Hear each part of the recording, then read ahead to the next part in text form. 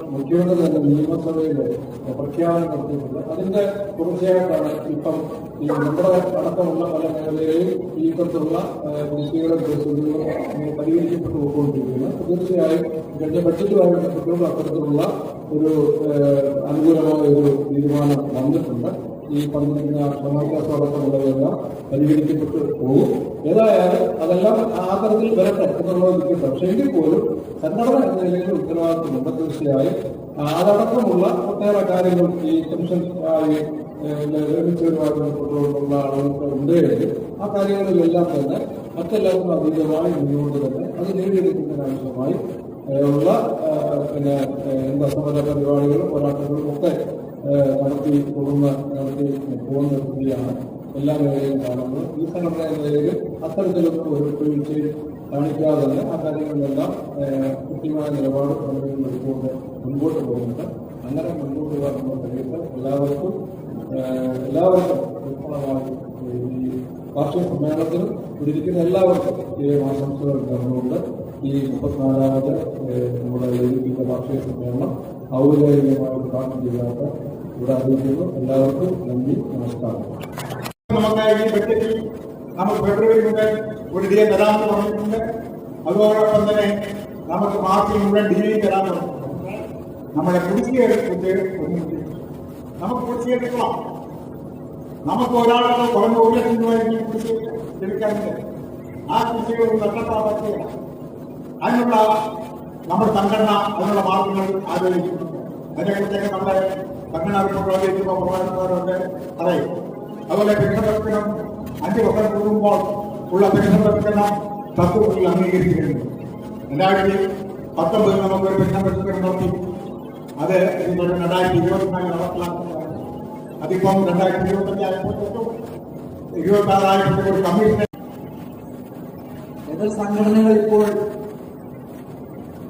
പലതും പ്രചരിപ്പിക്കുന്നുണ്ട്. ഏത് സംഘടനകളിൽ ഞാൻ പറഞ്ഞത് അത്യാവശ്യം കൂടെ സൂചിപ്പിക്കുന്നത് ഭാരവാഹി ഉൾപ്പെടെ തോന്നി എന്നൊക്കെയാണ് പറയുന്നത്.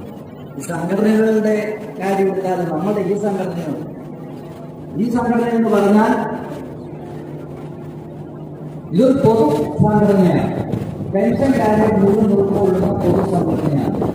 വകുപ്പ്, കാറ്റഗറി, ജാതി, മതം, വർഷം, വർണ്ണം, പ്രാദേശികത്വം ഇതിനെല്ലാം അതീതമായിട്ട് സർവോപരി നമ്മൾ ഔദ്യോഗിക ജീവിതത്തിൽ ഉണ്ടായിരുന്ന കാലത്തെ വ്യത്യസ്ത പദവി വ്യത്യാസങ്ങൾക്കെല്ലാം അതീതമായിട്ട് മുഴുവൻ പെൻഷൻകാരെ സമന്മാരായി കണ്ടുകൊണ്ട് ഏകോദര സഹോദരങ്ങളെ പോലെ പ്രത്യേകിച്ച് രാഷ്ട്രീയത്തിന് അതീതമായിട്ട് അതാണ് എല്ലാ രാഷ്ട്രീയക്കാരും ജില്ലാ സമ്മേളനം ചങ്ങനാശ്ശേരിയിൽ നടത്തുവാൻ തീരുമാനിച്ചത്.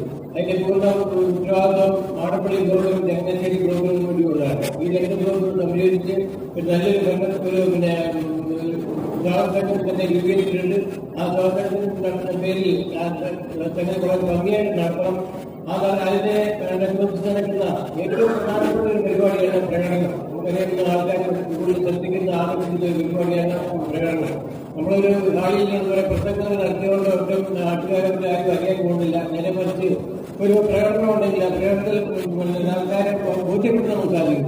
അപ്പൊ അതിനകത്തൊക്കെ പ്രകടനം നടത്തുന്നതിന് നമ്മുടെ വൃത്തി കൂടിയിരുന്നു പരമാവധി ആൾക്കാർ നിർബന്ധമായിട്ടും പങ്കെടുക്കണമെന്ന് ഞാൻ ഒരിക്കൽ കൂടി നിങ്ങൾ ഓർമ്മിപ്പിക്കുകയാണ്. നമ്മുടെ കുട്ടിയെ സംബന്ധിച്ചിടത്തോളം ഈ ബ്ലോക്കിലെ ഏറ്റവും പ്രതീക്ഷയുള്ള ഏറ്റവും അഭിമാനത്തോടെ ഞങ്ങൾ നോക്കിക്കാണുന്ന ഒരു യൂണിറ്റാണ്. ബാക്കിയുള്ള 6-7 യൂണിറ്റാണുള്ളത്. ആ 7-ൽ ഏറ്റവും ശക്തന്മാരിൽ എപ്പോഴോ ഏതോ സമയത്ത് എന്തൊക്കെയോ നമുക്ക് അറിയാൻ സാധിക്കുന്നു. നമ്മുടെ ശക്തിക്ക് ഒരു ചെറിയൊരു ദൗർബല്യം ഉണ്ടായിട്ടുണ്ട്. അതുകൊണ്ടൊക്കെ ബാധ്യത നമുക്ക് ഏവർക്കും നമുക്കറിയാം. നമ്മുടെ പഴയകാല വലിയ പ്രവർത്തകരുടെ ത്യാഗോചരമായിട്ടുള്ള പോരാട്ടങ്ങളുടെ ഫലമാണ് നമ്മൾ നൽകുന്നത്. അല്ലാതെ നമ്മുടെ ഈ കാര്യങ്ങളൊന്നുമല്ല. എന്നുള്ള കാര്യങ്ങൾ നോക്കേണ്ടതുണ്ട്. അതുകൊണ്ട് തന്നെ നമ്മുടെ ഈ നേട്ടങ്ങൾ നിലനിർത്തേണ്ടത് ആവശ്യമാണ്. നമ്മൾ കൂടുതലൊന്നും നേടിയെടുക്കാൻ അവകാശങ്ങളോട് നേടിയെടുക്കേണ്ടത് അവസരമുള്ള ബഹുമാനിയെ നമ്മുടെ യൂണിറ്റിന്റെ വാർഷികം സമാപിക്കുകയാണ്. ഒട്ടേറെ പ്രതീക്ഷയുള്ള നമ്മുടെ പ്രതീക്ഷയുണ്ടായിരുന്ന അതുപോലെ തന്നെ നമ്മുടെ സംഘപരിഷ്കരണവും പെൻഷൻ പരിഷ്കരണവുമൊക്കെ നമ്മുടെ നിയമസഭയിൽ തന്നെ ബഡ്ജറ്റ് അവതരണത്തിൽ സർക്കാർ പ്രഖ്യാപിച്ചു. ഈ നിലയിലെ നമ്മൾ ഏറ്റവും കൂടുതൽ ശക്തമായി മുന്നോട്ട് പോകുന്ന ഒരു കാലഘട്ടത്തിലെ കോട്ടയം ജില്ലാ സമ്മേളനം ചങ്ങനാശ്ശേരി വെച്ച് നടത്തുമ്പോൾ അതിനെ വിജയിപ്പിക്കുവാനായിട്ട് എല്ലാ വിധത്തിലും ഈ സംഘടനയുടെ പ്രവർത്തകരെ സജീവമായിരിക്കണം എന്ന് സൂചിപ്പിച്ചുകൊണ്ട് ഈ സമ്മേളനത്തിലെ പങ്കെടുത്ത എല്ലാവർക്കും ആശംസകൾ അർപ്പിച്ചുകൊണ്ട് നിർത്തുന്നു. നന്ദി, നമസ്കാരം.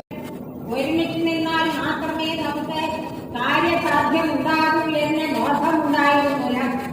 ആ ബോധത്തിന്റെ വെളിച്ചത്തിലാണ് പല സംഘടനകൾ അവരെല്ലാം കൂടി ചേർന്ന് അന്ന് അറിവുണ്ടായിരുന്നവർക്ക് ഒരുമിച്ച് നമ്മുടെ സംഘടനാ അംഗങ്ങളെ സ്വീകരിക്കുക, അല്ലെ അവരെ ആദരിക്കപ്പെടുക എന്നുള്ള നമ്മുടെ കടമയാണ്.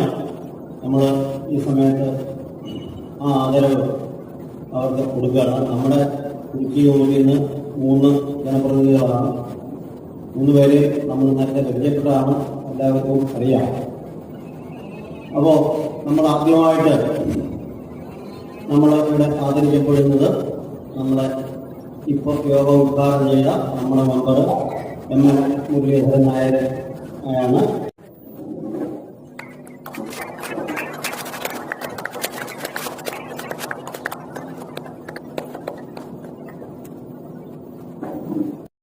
സ്വീകരിച്ചതിന് വേണ്ടി തീരുമാനത്തിലേക്ക് ആദരവ് നൽകുന്നതിന് വേണ്ടി നമ്മുടെ രേഖപ്രകാശമാണ്.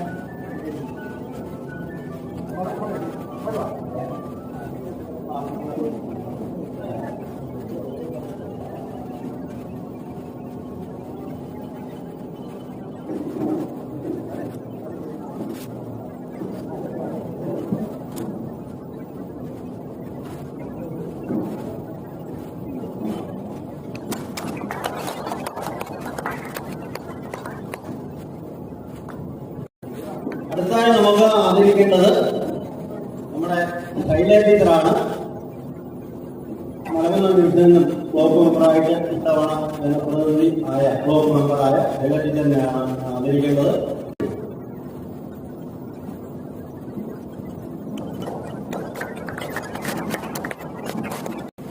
അടുത്തതായി ആദരിക്കാനുള്ളത് നമ്മുടെ കമ്മിറ്റി മെമ്പർ പ്രവീൺ ടീച്ചറാണ്.